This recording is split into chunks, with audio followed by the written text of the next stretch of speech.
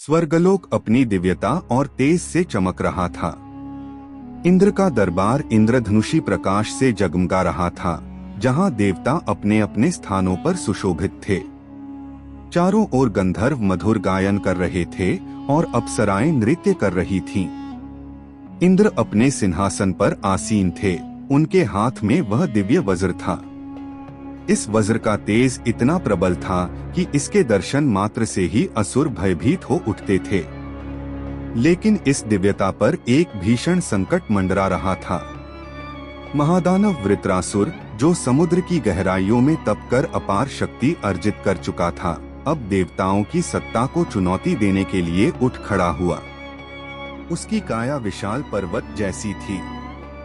उसकी आंखें अंगारे समान दहक रही थीं और प्रत्येक श्वास से आंधियां उठ रही थीं।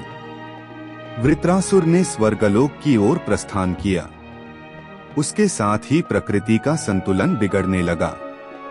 आकाश में काले बादल छा गए, दिशाएं कंपित होने लगीं और देवताओं के हृदय में भय घर करने लगा। इंद्र जानते थे कि यह वही वृत्रासुर है जिसने ब्रह्मा से वरदान प्राप्त किया था कि कोई भी अस्त्र उसे मार नहीं सकता जो धातु, लकड़ी या पत्थर से बना हो। लेकिन इंद्र का वज्र तो ऋषि दधीची की हड्डियों से निर्मित था। वह इस वरदान की सीमा से बाहर था। इंद्र ने अपने दिव्य हाथ में वज्र को और कसकर पकड़ लिया। आखिरकार वृत्रासुर गूंज उठा, इंद्र, आज मैं तुम्हारा वज्र छीनने आया हूँ। अब देखता हूँ कि तुम देवताओं के राजा कैसे बने रहते हो। उसकी गर्जना ने आकाश को चीर दिया। इंद्र ने साहस बटोरकर युद्ध की मुद्रा अपनाई। देवताओं की सेनाएं एकत्रित हुईं और दोनों ओर से युद्ध का प्रारंभ हुआ। वृत्रासुर का पराक्रम अद्भुत था। उसके एक प्रहार से इंद्र की सेना तितर-बितर हो गई। वायुदेव आंधियों में बहने लगे, अग्निदेव की ज्वाला बुझने लगी और जल देवता भयभीत होकर सागर में लौट गए। अंततः वृत्रासुर ने इंद्र के ऊपर प्रहार किया, जिससे उनका वज्र हाथ से छूटकर दूर जा गिरा।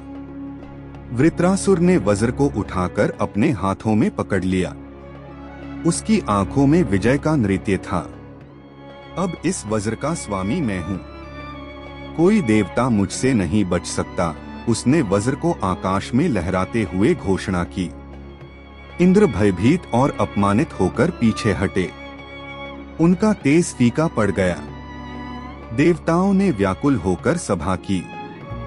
अग्नि, वायु, वरुण और यम सभी ने मिलकर निर्णय लिया कि अब केवल भगवान विष्णु ही उनका उद्धार कर सकते हैं। वे सभी विष्णु लोक में पहुँचे। वहां क्षीर सागर पर शेषनाग की शया पर लेटे भगवान विष्णु शांत और गंभीर मुद्रा में विराजमान थे। उनके चार हाथों में शंख, चक्र, गदा और पद्म सुशोभित हो रहे थे। देवताओं ने करबद्ध होकर निवेदन किया, प्रभु, वृत्रासुर ने इंद्र का वज्र छीन लिया है और अब वह समस्त लोगों को अपने अधीन करना चाहता है। हमारी रक्षा करें। भगवान विष्णु ने गंभीर स्वर में कहा, वृत्रासुर बलशाली है और ब्रह्मा का वरदान प्राप्त है, परंतु हर वरदान में एक मार्ग रहता है। वज्र धातु, लकड़ी या पत्थर से नहीं बना, बल्कि वज्रपात से निर्मित है। यह उसकी मृत्यु का कारण बन सकता है। मैं इंद्र को पुनः वज्र प्रदान करता हूँ, पर ध्यान रहे, केवल साहस और धर्म के लिए किया गया प्रहार ही सफल होगा। लो, इंद्र को बुलाओ। इंद्र ने भगवान विष्णु के समक्ष आकर प्रणाम किया। विष्णु ने अपने कमल समान हाथों से आशीर्वाद दिया और वज्र उनके हाथ में प्रकट कर दिया। इंद्र का तेज पुनः लौट आया। उनके नेत्रों में विजय की चमक उभर आई। इंद्र ने देवताओं के साथ मिलकर युद्ध की योजना बनाई। उन्होंने कहा, इस बार मैं वृत्रासुर को पराजित कर धर्म की पुनर्स्थापना करूंगा। देवताओं ने एक स्वर में जय घोष किया। युद्ध का मैदान फिर से गरज उठा। वृत्रासुर ने इंद्र को वज्र के साथ देखा तो उसका क्रोध बढ़ गया। तुम्हें यह वज्र कैसे प्राप्त हुआ? मैं इसे फिर से छीन लूंगा। उसने भीषण प्रहार किया। इंद्र ने कुशलता से उसका वार रोका और वज्र से प्रतिघात किया। युद्ध दिन रात चला। वृत्रासुर के प्रत्येक प्रहार से पर्वत ध्वस्त हो गए, नदियां उल्टी बहने लगीं और आकाश में अग्नि की वर्षा होने लगी। पर इंद्र ने विष्णु का स्मरण करते हुए धैर्य रखा। उन्होंने अवसर देखकर वज्र को पूरी शक्ति से वृत्रासुर पर प्रहार किया। वज्र की बिजली वृत्रासुर के शरीर से टकराई और उसका तेज भस्म हो गया। वृत्रासुर ने क्रोध में अंतिम बार गर्जना की और धराशायी हो गया। उसके पतन के साथ ही आकाश में अंधकार हट गया। दिशाएं शांत हो गईं। देवताओं ने विजय घोष किया। अप्सराओं ने आकाश में पुष्प वर्षा की। इंद्र ने भगवान विष्णु को स्मरण करते हुए कहा, प्रभो, आपके बिना यह संभव न था।